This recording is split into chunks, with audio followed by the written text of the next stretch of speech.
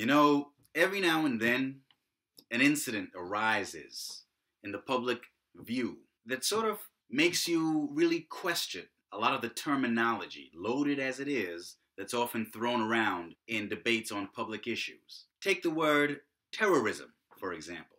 Now, I'm sure many of you have already heard in the past that this is a term that, for many people at least, seems to defy official categorization or definition. National governments around the world have had a very difficult time agreeing on an official definition of terrorism. Just yesterday, an incident arose in the state of Oregon that has thrown this issue into relief yet again. Of course, I'm referring to the militia occupation or takeover of a federal office building in Oregon over the federal resentencing of the Hammonds for setting fires on their property. It's ignited a whole debate over, the amount of land that the federal government owns in the western part of the country and whether the federal government actually has the constitutional authority to own that land, etc., etc. It's also raised other interesting issues such as mandatory minimum sentences, whether anti-terrorism legislation should be used against domestic political dissidents, and of course,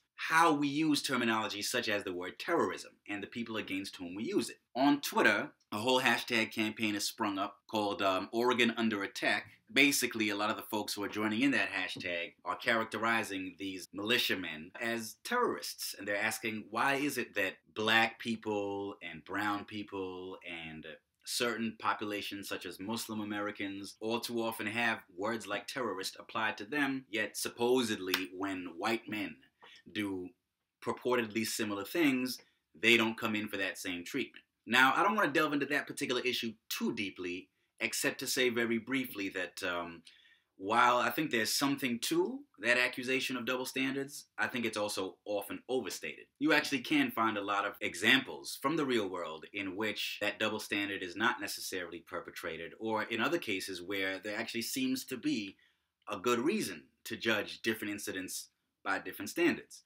So, for example, I remember, I think it was last summer, when there was a shootout between biker gang members in, I think it was Waco, Texas. A lot of commentators, particularly involved with the Black Lives Matter movement, were asking, why aren't we calling this incident a riot? My answer was, well, because it's not a riot.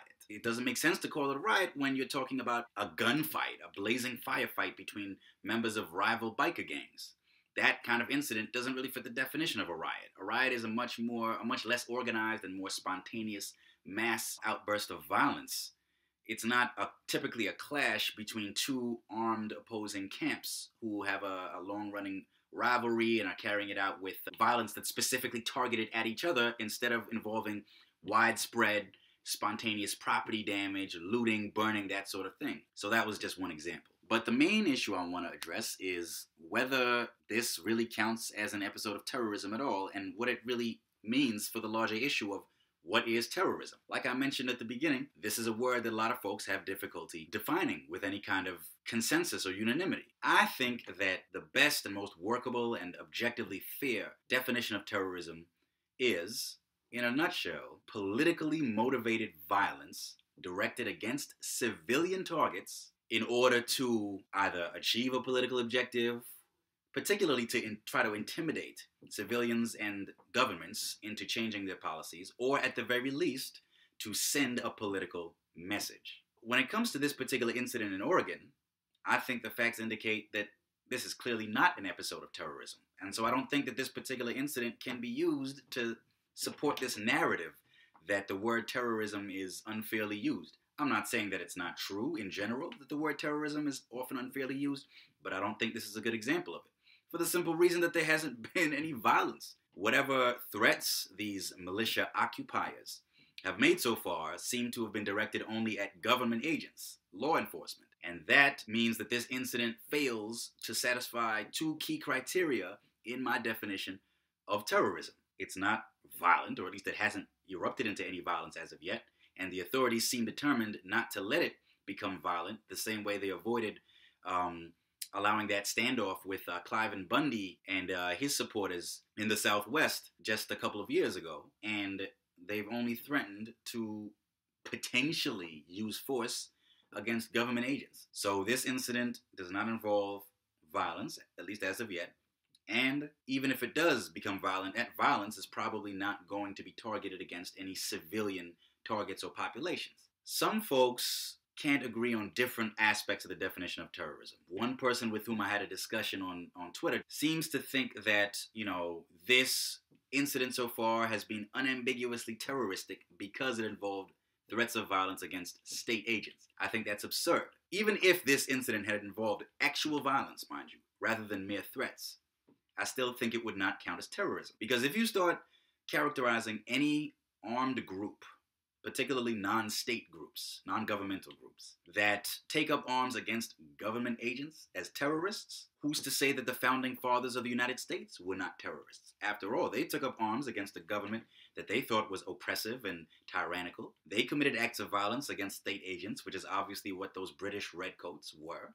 By that definition of terrorism, how were the founding fathers not terrorists, the American revolutionaries? How were any number of other genuine freedom fighters around the world, through various, points in history, not terrorists? You may have heard, particularly since September 11th, the saying that one man's terrorist is another man's freedom fighter. That statement, on its face, certainly has the ring of truth. It's true that many forces, many organizations in the world, in various conflicts around the world, that are characterized as terrorists by their enemies are viewed as freedom fighters by their supporters. That's a fact. However, I think the danger in that saying is that it makes it seem as if there is no way to determine objectively who is and is not a terrorist. It sort of involves throwing up one's hands and just giving up on the quest to arrive at a definition of terrorism that most reasonable people should be able to agree on. It's way too relativistic. I think that we should all be able to agree that deliberate attacks on civilian targets for political motives constitute terrorism. I think I mentioned this in an earlier video from last summer, my video about Hiroshima and Nagasaki. I think the only reason why governments in particular around the world have been unable to agree on a definition of terrorism is that they know that they themselves have employed or at least aided and abetted terrorism through various points in their own histories. And so they don't want to agree on a definition of terrorism that would leave them with egg on their faces, to put it mildly. But that right there is mere realpolitik. It's no good reason in principle to, like I said, throw up our hands and give up on any effort to agree on a definition of terrorism.